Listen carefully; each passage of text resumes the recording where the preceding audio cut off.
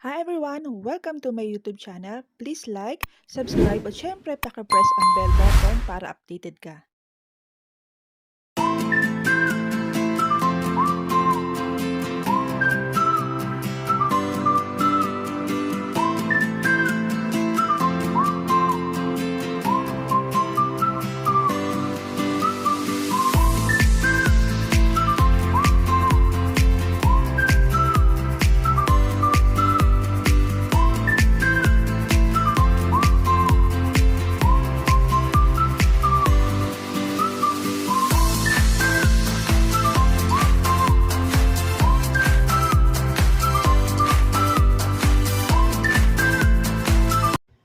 Hello everyone! Magandang araw! Maraming salamat po sa pag-click mo na aking link. By the way, I'm Girlie Madamba, isang empleyado.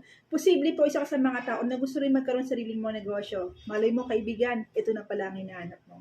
Isa ka bang OFW, empleyado na katulad ko, negosyante, housewife, tambaw estudyante, at naghahanap ka ng pagkakakitaan mo at pwedeng magpabago ng buhay mo at makamit ang mga dreams mo?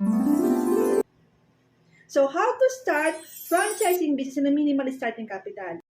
Ang kailangan mo lamang pong gawin is gawin our e-cash account or e-cash system. Is a fundable system at kailangan mo po siya i-download sa ating cellphone, laptop or desktop basta meron po tayong malakas sa internet connection.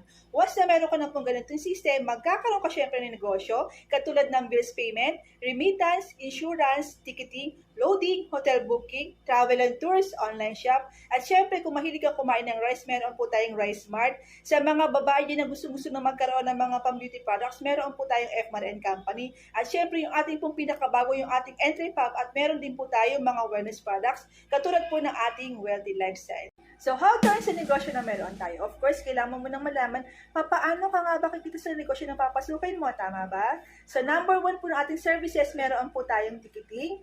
Kailangan mo lamang po siyang lagyan ng markup or patungan po yung amount na ating mga tickets para po magkaroon ka ng kita. So, nakadepende po yan sa atin. Dito po, meron tayong 400 plus earners na kataya po ng ating company. Ang kagandahan po nito, sa domestic alone pa lamang po, pwede ka na itong kumita ng 150 to 500 per way per passenger. So, let's say po nakapag-book ka ito ng 10 katao. Okay? So, meron ka itong markup ng 500 pesos. Okay lang po ba na magkakaroon ka ito ng extra income ng 5,000 pesos? Wow! Kung balikan po yung kinuha ng ating mga clients yan, automatic po yan, 10,000 ang pwede mong kitain. International price naman po, we can earn as much as 700 to 1,000 pesos per way per passenger po yan. So, same scenario po tayo. Meron tayong 10 katao na bubuk dyan. Ang iyong markup is 1,000 pesos. Okay lang po ba? Na 10,000 po ang pwede mong gawing extra income. Dahil ito po international, nag-require po ito ng balikan na po na kanilang mga tickets. Meron ka rin pwedeng kitain na 20,000 pesos. Ang good news po dyan, sa ticketing alone pa lamang po yan, pwede ka na ito kumita ng 30,000 pesos. Nakadepende po yan sa Super atin. extra income! Okay, hindi lamang po yung ating mga services kasi meron din po tayo itong TransPass, To Go at TransAsia. So, ngayon po, makikita niyo po yung ating mga transactions. Meron po tayong domestic and international e-tickets po dyan. Ito po yung pwede nyo bigay sa ating mga clients para po sila makalipad or makapunta po sa mga lugar na kanilang mga binong. Okay, so, hindi nyo na po kailangan siya yung print po yan, kailangan mo lang mo screenshot or ipadala po sa ating mga clients via messenger or via email, automatic po yan, makakalista po yung ating mga clients dyan. Next po na ating kitaan, ito po yung ating pong travel and tours. Ang good news po yan, pwede po tayo mag-book sa ating mga clients ng domestic and international din po yan. Sa domestic po, we can earn as much as 400 pesos. Sa international man po, we can earn as much as 700 pesos. Nakadepende rin po yan. So kung gaano po kahaba yung kukunin ng mga package po ng ating mga clients. Hindi po tayo itong i-insurance. Ito po ay personal accident lamang po. Katayap ng ating company ng Epigent Malayan. Kung sakasakali hindi inaasa, na aksidente po yung ating mga kliyente, sila po ay naputulan ng kamay o naman po ng paa po dyan, okay, magkakaroon po ng pagkakataon na mag-claims ang ating mga beneficiaries ng 100,000 pesos. Kung hindi rin inaasahan na sumakabilang buhay po yung ating mga clients dyan, meron po silang additional na 10,000 na burial assistance. Okay, so magkakaroon ba yung ibabaw sa ating e-cash? Ito po ay 80 pesos lang. Napakaganda po, hindi ba? At pwede mo po siya ibenta ng 300 to 500 pesos. So halimbawa po meron ka kaibigan o kakilala dyan na riders o kaya naman po yung mga toda dyan, pwede mo silang kunin bilang agent. Okay, so dito po, meron kang chance na magkaroon ng kita ng 220 pesos. What if po, kung binenta mo siya ng 500 pesos, ibig sabihin yan, nakatulong ka pa sa iyong mga kakilala. E-loading, ang kagandahan po nito, hindi lamang po sa Pilipinas ang pwede mag-loadan. So, kung may kakilala ka po dyan na nasa Qatar, UAE, Singapore, Hong Kong, pwede mo silang loadan gamit lang yung ating system. Kung nasa Pilipinas ka naman po, syempre meron tayong mga SAN ng Globe. Dito, Smart, TNT, pwede mo silang loadan gamit lang yung ating system. Okay, so dito po kasi meron tayong 3% commission plus markup at syempre yung ating pong 2% outright income. So kung may mga kakilala ka po ng bubayad po sa GSA TV or kaya man po yung mga signal, pwede mo na silang bayaran gamit lamang yung ating system.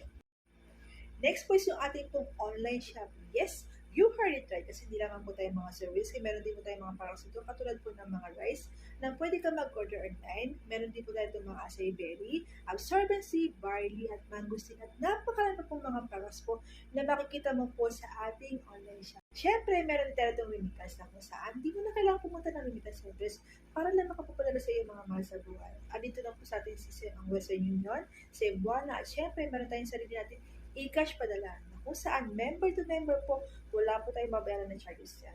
Meron din tayo mga katayap dito ng mga bangko, katulad ng BPI, Security Bank, at napakarami po mga bangko na nakapaloob po sa ating system.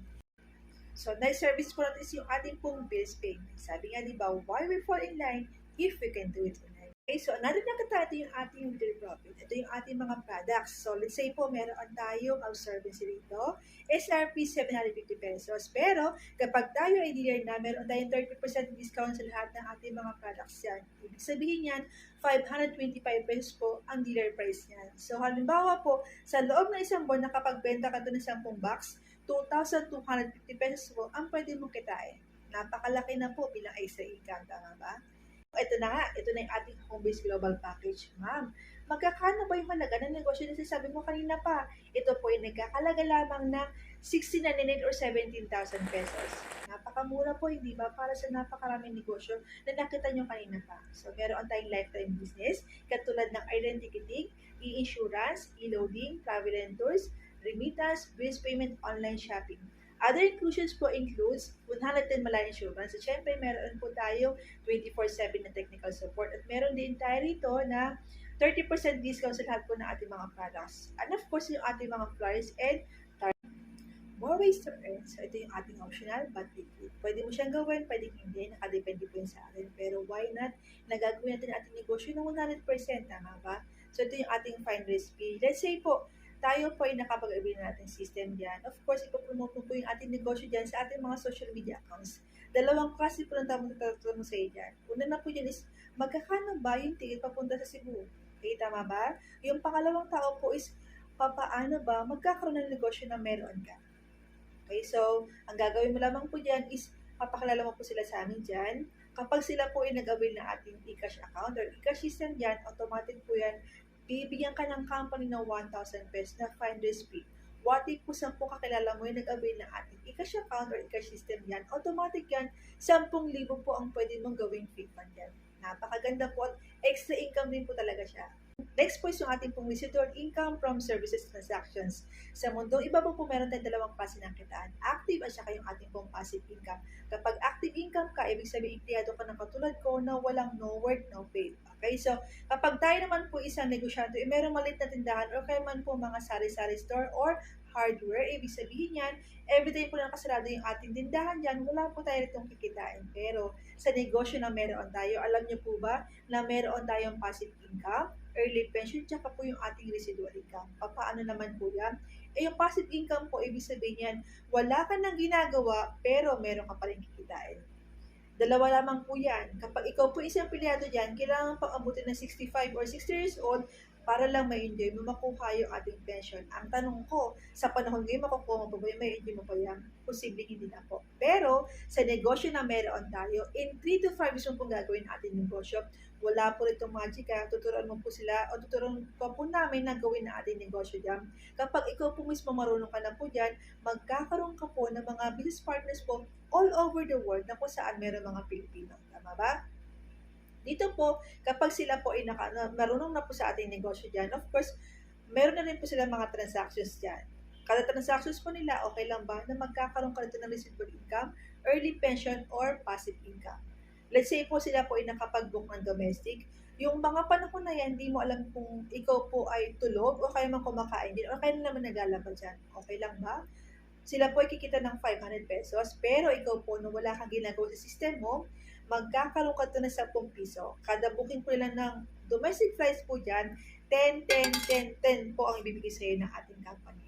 Sa kada booking naman po ng ating mga business partners po ng international flights po dyan, ibig sabihin po yan sila po ay kumita ng 1,000 pesos. Pero again, hindi mo po alam kung sino nakapag-book dyan. Hindi mo na rin po alam kung anong oras po sila nakapag-book dyan. Kikita ko po ito ng 25 pesos. 25, 25, 25, 25, 25, kada booking po na ating mga business partners po dyan. Remittance naman, kada remit po nila sa kanilang mga subo, o kaya naman po mga hindi kakilala dyan, okay lang ba? Na magkakaroon ka ito ng piso po na bibigay po sa ito ng ating company. Piso, piso, piso, piso, piso. Pero posibleng isipin mo na maliit na bagay yung piso. Pero pag dumating po yung panahon, malaki na po yung papiso-piso. Kasi hindi naman po nabubuo yung 1,000 pesos nang wala pang piso. Tama ba?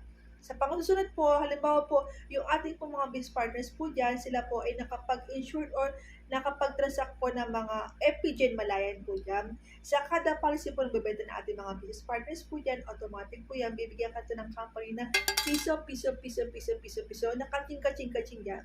Tama? So, next po is yung ating pong bills payment. Sa bills payment naman po, meron tayong dalawang klase ng binabayaran ng bills every month po yan. Yung tubig at saka yung kuryente na lang dyan. So, kada po babayaran ng ating mga business partners, so kanilang mga bills po dyan, bibigyan ka natin ng company na maximum ng 0.50 cents. Hindi na po masama kasi marami po tayong mga bills every month. So, meron tayong 0.50 cents sa kada po babayaran ng ating mga bills, ng ating mga business partners po dyan. Okay? So, halimbawa po sa loob ng isang buwan dyan, sabihin mo na lang nakapag-book po sila ng 100 domestic na lang po na tickets dyan. Dito po magkakaroon ka ng times 10 na residual income, tama po ba? So, dito pa lang sa ating po mga business partners po dyan, pwede ka ito magkaroon ng early pension, passive income, or residual income ng 1,000 pesos or 1,112 pesos nang wala ka na pong ginagawa. Next po is yung ating pong inheritance income. Kung tayo ngayon nurse, teacher, kaya man po doktor yan, yung ating mga anak dyan, kailangan pa nila magsunugin ng kilay para lang makuha kung ano meron tayo ngayon. Pero, sa negosyo na meron tayo, hindi na po nila kailangan gawin yan. Bakit? Kasi ito po ay pwedeng pamana sa ating mga mahal sa buhay or first degree of our family. So, kung ano man yung kinita mo sa negosyo na meron tayo, lahat po yan ay pwede na ma-enjoy ng ating mga mahal sa buhay using your ating password at yung ating username. So, features of the system, one-time investment, lifetime business, no quota, no cash ban, no renewal, no expiration date, no maintaining basta syempre itong pinakamalaga, pwedeng pamana sa ating mga mahal sa buhay. So, what to do next? Ito po yung ating kailangan gawin dyan. Don't contact the person who give you the link. Kung hindi po ako nakapagbigay sa inyo ng ating link, ibig sabihin po niyan, pakibalikan niyo po yung tao na nakapagbigay sa inyo ngayong araw nito. Okay? So, pangalawa po, kailangan po mag-avail or kailangan po mag-fill up ng ating applications form po dyan. Dahil tayo po illegal na legal, kailangan po yan sa Bangko Sentral ng Pilipinas. Yung pangatlo po, kailangan mo lang po di syempre magbayad po ng ating franchising fee sa ating pong account po ng ating company sa BDO and Security Bank. At syempre, nag-record din po tayo ng dalawang valid IDs, pero kung tayo po ay merong primary ID, pwede na po yung ating mga passport o kaya man po yung ating SSS. Okay, so welcome po sa ating company na Unified Products and Services, established po noong November 11, 2011. Ang ating po presidente si Emmanuel Manny Pascual ay CPA po siya by profession at dati po siyang auditor ng Bangko Sentral ng Pilipinas. At ang good news dyan, hindi lamang po unified ang kanyang negosyo. Kaya makikita niyo po sa inyong mga screen ngayon yung mga negosyo pa ng ating presidente. 101% po legal ang ating negosyo. Tayo po ay registered sa BSP, SEC at nagbabayad po tayo ng tax sa BAR sa Quezon City po dahil ating pong main office na sa Quezon City po yan. Si Emmanuel Manny Pascual din po ay member ng AFI or Association of Filipino Franchisers Incorporated. Sa mga awards naman po, meron tayong mga awards na binibigay po ng ating mga airlines dahil tayo po ay pumapalo po sa mga airline ticketing dyan. Tayo po ay merong Bronze Eagle Award, Gold Eagle Awards po yan sa PAL. Meron din po tayong mga recent na mga awards po yan sa PAL, sa Cebu Pacific po yan. At napakarami pa po natin mga awards na binibigay po ng ating mga airline. Ano lamang po kayo iwan sa inyong kataga na if you always do what you've always done, you'll always get what you've always got. So, thank you.